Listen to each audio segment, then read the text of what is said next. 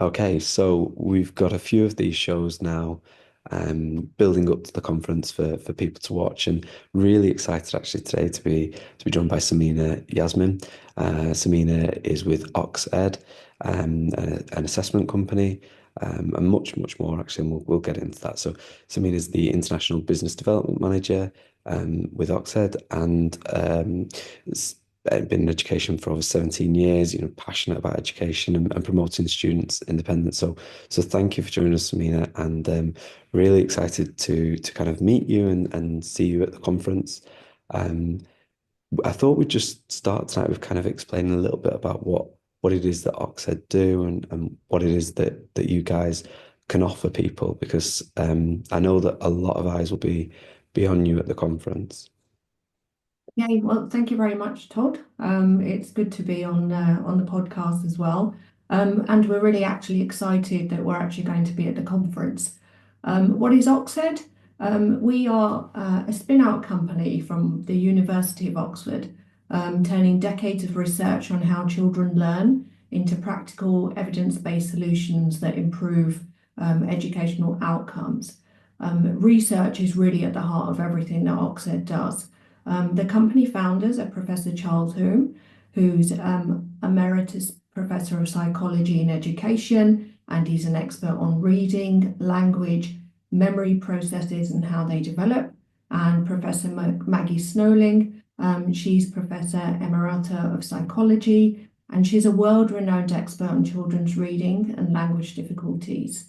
Their work, particularly the development of the Nelly program, has had a significant impact on educational practices and support for children with language and literacy challenges. And among other publications, they've actually co-authored The Science of Reading, which I'm sure that a lot of people are familiar with. And as you know, it's a basis for a lot of assessments, and it's used all over the world. Yeah, absolutely. I think that's kind of the big in for a lot of people, isn't it? Yeah. That's something Yeah. that most people will be aware of, and you know you'll be there on the conference on Saturday, February 1st, and ADTC is a fantastic sort of um, repository, I guess, for uh, educators interested in improving their practice. And I think what OxEd offers people is something that many teachers look to try and find solutions for.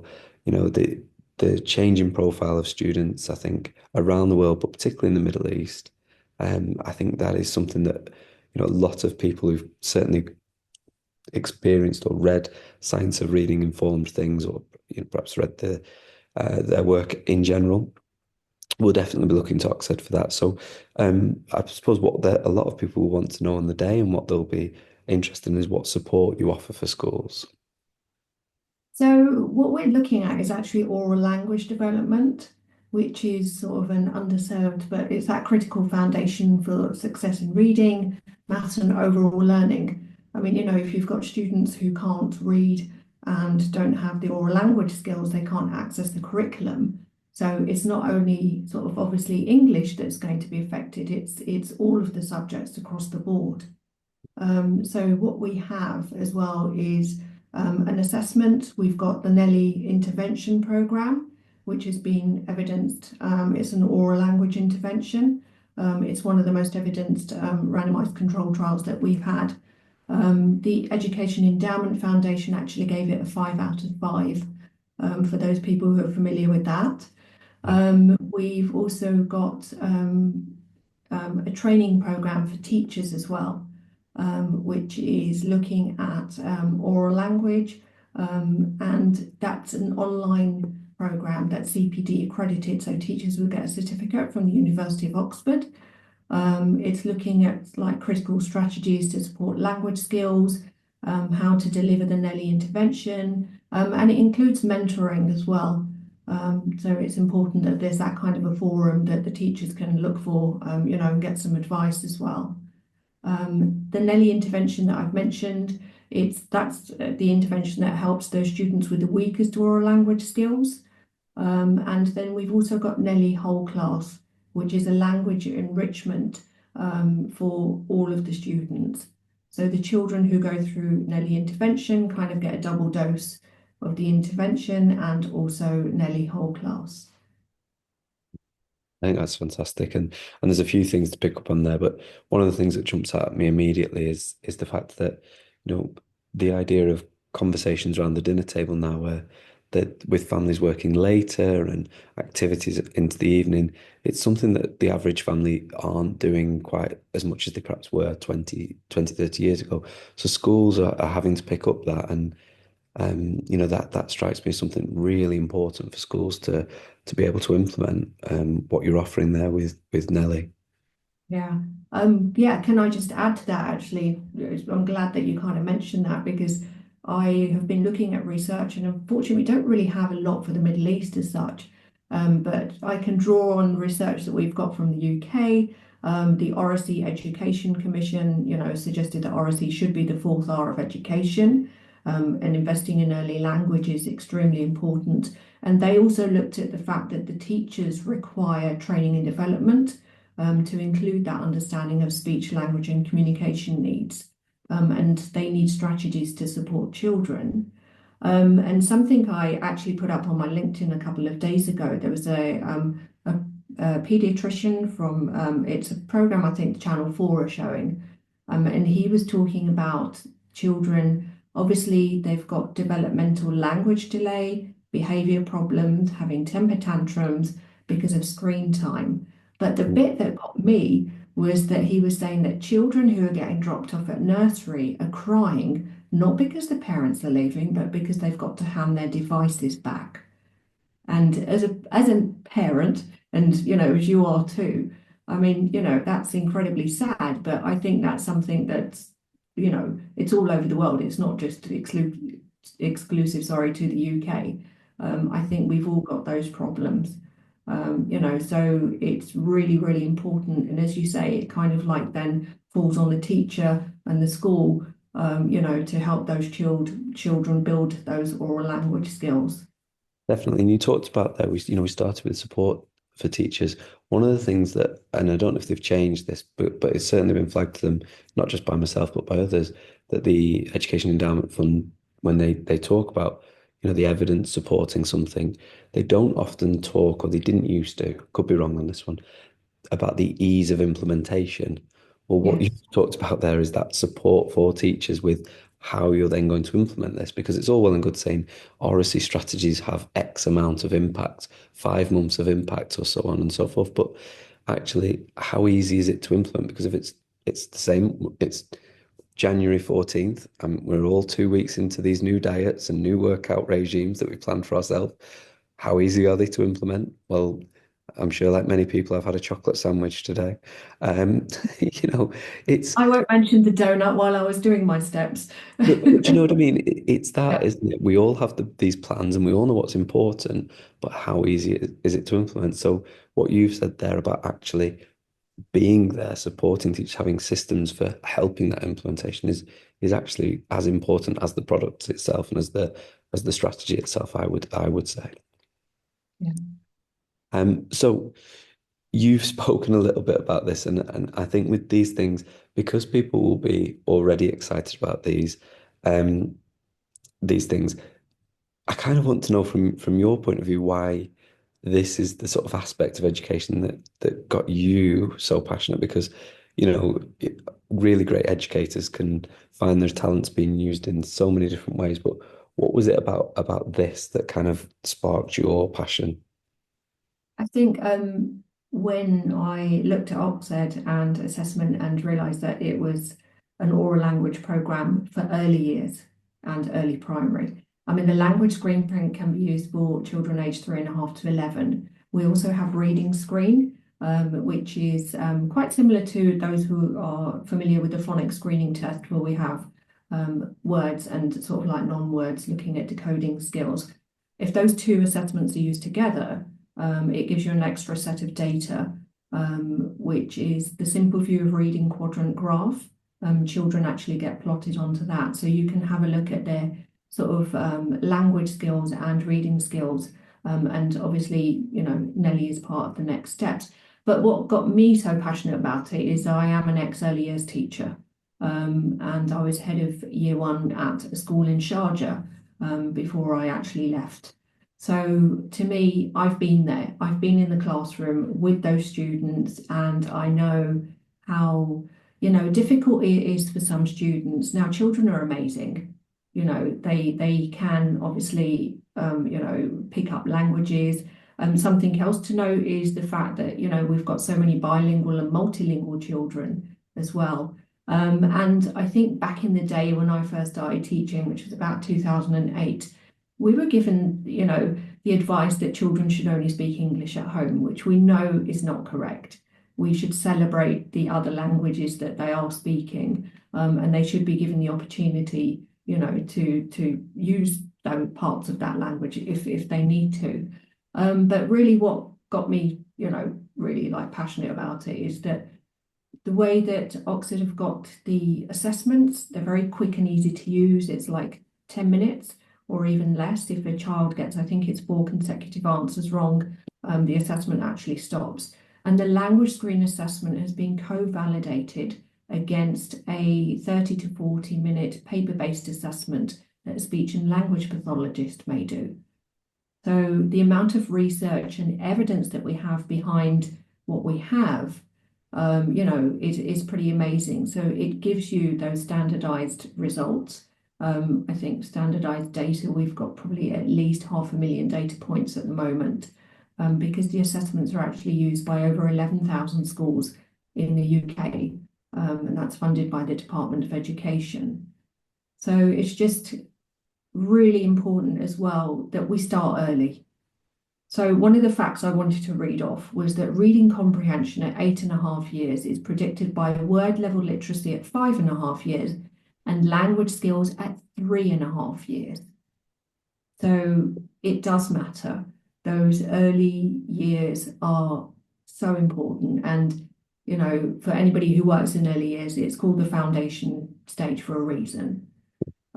So yeah, sorry, I could just No, carry no, on talking about that. no, it's great because you've kind of picked up on a few things that we all sort of talk about and we all know, but do we act as though we know it? Do you see what I mean? You've talked there essentially about the Matthew principle. If we get these Yes, kids going really early, then that curve just is so much smoother in the long run, and it's worryingly an accurate predictor of future issues or future success, depending on the start point. So I think anyone listening to this, particularly those early years practitioners, and at the conference, like yourself, there'll be lots of people there who are not only early years focused, but that will be a priority for them on the day. They'll be there Saturday the 1st and they'll be thinking, Monday morning, what am I going to be doing that's going to help these young people? Because um, cynical secondary teachers, my wife's worked in early years, they often think, oh, they just play with them all day. Um, not they? I might have been one of those cynical secondary teachers before she started working in early years, and explained it all to me.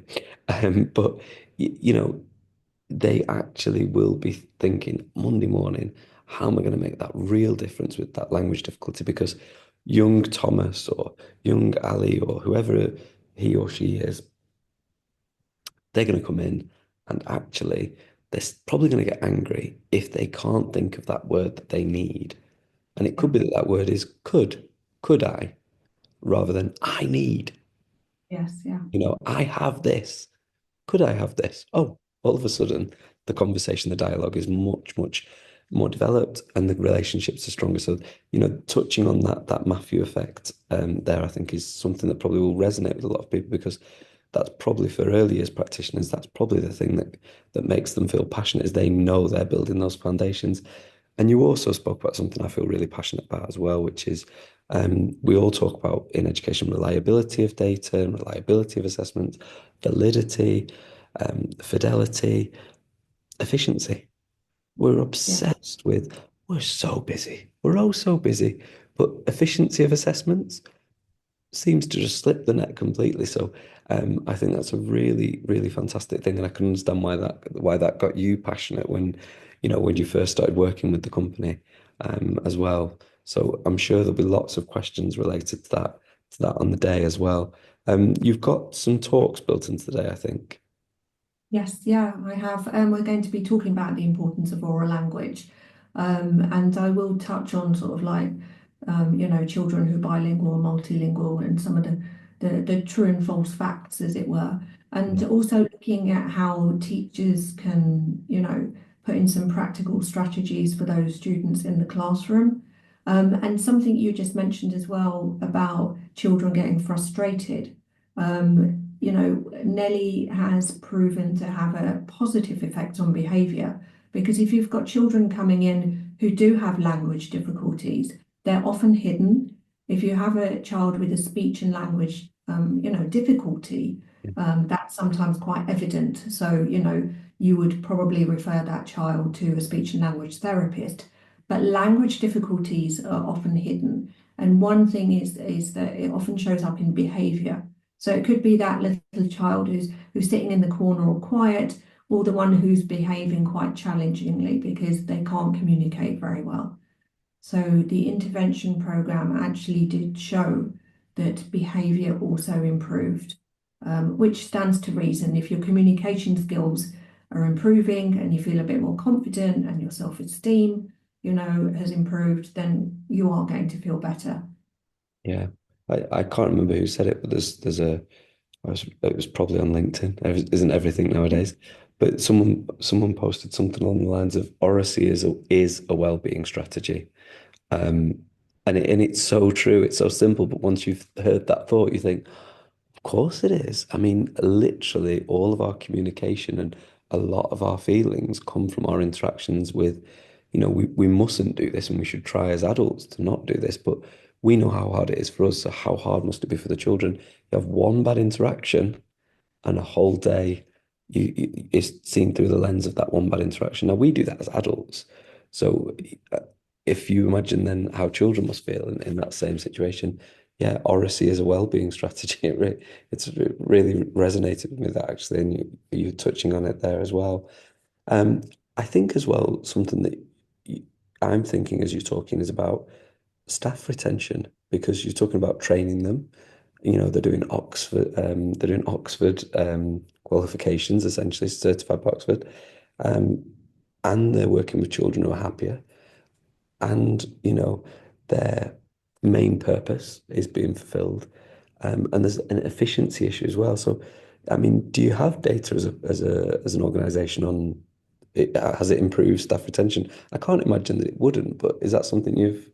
I don't know if we've actually got data on whether it's improved staff sort of retention, but I do know that every school that I've been to recently, the fact that this is part of the program has been received so positively because, again, you are looking at assessments, you are looking at data, but you're also offering support and training to upskill your teachers.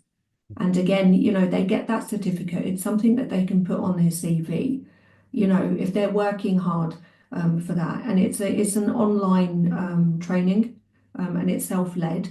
So the first part is about language fundamentals, and we've kind of like opened up, that to all teachers, whether they'll be doing Nelly or not, because I think the company feels very strongly that, that's something that affects everybody. And then you've got the training to become what we call, a Nelly practitioner. So they're like kind of like two parts to the training. But I'm sure that it's got to help because if you are helping the teacher, sorry, by giving them the strategies that they need, it's going to have that positive effect. And it's important that the teachers understand that crucial role of oral language, and why it's so important. And I'm So yeah, fairly certain there's robust data now on yeah. student behaviour being I think it's maybe the number two factor after workload for teachers leaving the profession. Well, if you've got a strategy that's going to improve students' behaviour, their well-being through um, their growing ability to express their frustrations or their worries, or I I can't see that it wouldn't. It'd be interesting. We could maybe touch back on this in a year's time, and Yeah. they've maybe done that research because I can't imagine that it wouldn't have an impact on staff retention. So thinking then about the future, what sort of projects and what work are you really excited about with OxEd coming up in the near future, maybe? Well, we've got some pilot projects that we're working on within the UAE. I've been supporting those schools. And again, I think it's really important also as assessment providers to have that support for schools. It's not a case of, here you go, that's great, you're doing the assessment, off you go. I'm there every sort of step of the way, through the onboarding process, helping to upskill the teachers prior to them actually doing the online course. I will go in there and talk to them about it and say, look, this is why it's important. And I've had such positive feedback as well from that. Once they've actually done the assessments as well, I'll go back and help them analyze the data. Data obviously needs to be looked at context. You need to triangulate it with whatever else you know about that student. So those are really important factors. So that's what I've been doing with the schools on the pilot projects. We're also going to be presenting our research at the fourth annual Sharjah International Summit on improvement in education. We've got Sarah Hearn, who's from OxEd, and one of our researchers is coming out. We're going to run some seminars. We've got a web version of the assessment, which is going to be released soon. So that's going to make it even easier for schools, to be able to do the assessment. At the moment, they can do it on a tablet or mobile, but we'd probably recommend tablet. But the desktop would also help. And sort of like further afield, we've started working with the Ministry of Education in Paraguay to support oral language across the country. We've got lots of things happening in the US. So yeah, we're quite busy, and Sounds like I'm here in the Middle East. Yeah, sounds like it. Paraguay, the Middle East. I know. Yes, yeah. It's also actually been translated into Dutch for the Netherlands as well. So the government are using it. Yeah. Interesting. Well, I mean, I think these are all things that people want kind of to follow up at the conference. Is there anything you're looking forward to about the conference in particular? I mean, I think you're definitely going to have a lot of people. There's quite a big. I've had a look. There's quite a big early years. I know that's not exclusively what you do, but there is quite a big early years contingent there. I'm sure they will be looking forward to your presence in particular, but what are you looking forward to with the Abu Dhabi Teacher Conference Well, in, I'm excited I think about it's that as about, well. And I think one of the main points for me is that the conference is organised by teachers for teachers. yeah, Being a former teacher, I get that. And I mean, working with you and the team, I can see how passionate you all are as to why you're doing it. And, the fact that we can hear directly from those who are in the classroom daily, get those firsthand experiences that they're having, what challenges they're having. And one of the big things for me is also being able to share best practice. I do feel that there's a bit of a lack of a forum, especially for early years within the UAE, for teachers to be able to share that best practice. I think there's quite a lot that goes on maybe with primary and secondary, with groups, and heads have groups and middle leaders have groups. But I think, being able to support that sort of like early years and early primary teachers as well, and to get their experiences. For me, I particularly like to hear those stories of what went right and what didn't work, mm, for teachers. And to just be able to be in, a forum that we can have those discussions. I agree. It's sometimes those sort of informal conversations, isn't it? We sometimes talk about people talking about water cooler moments, or you know, Yes, yeah. the cafe or the coffee shop or whatever it is, the little incidental conversations with. Have you what have you done with that? And you think that's brilliant. Or someone says something, you think, I wouldn't have done that way, but that is a big problem. How would I have gone about it?